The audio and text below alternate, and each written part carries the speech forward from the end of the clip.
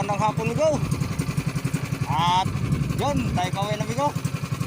At sulit yung dayon natin dito migo sa dating spot natin, yung binalikan natin sa parting Lusa. So yun, binigyan tayo dito migo ng grasya sa parting Lusa. Kaya sulit yung pagbabalik natin dito migo. Ngayong araw na to, sana bukas ay sumibat pa rin dito ano. Yung buya na yan migo,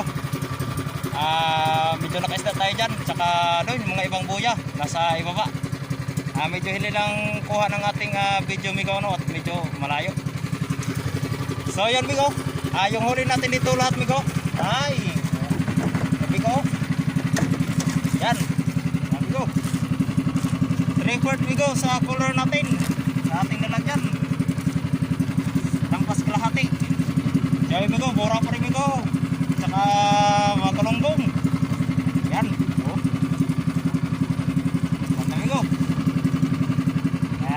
Oh. Saka may tamba din migo. Yan.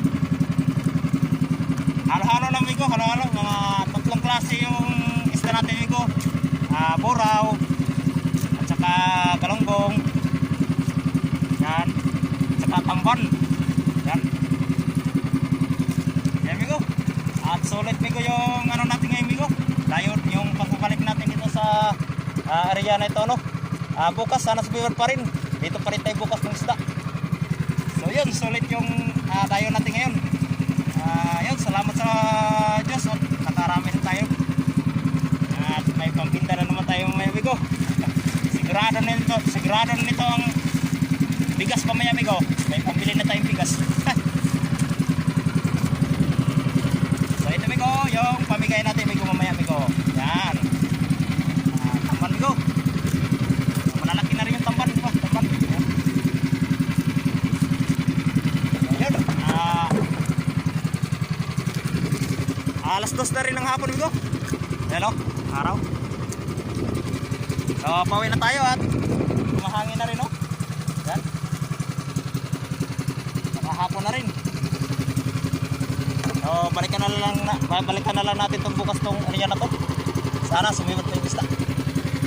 So, yun. Magandang hapon yung pala sa ating mga subscribers, sa ating mga viewers dyan, sa mga silent viewers. Yan, magandang hapon po sa inyong lahat. Maraming salamat po sa mga nag-subscribe. At yung mga hindi pa nag-subscribe, mag-subscribe na rin.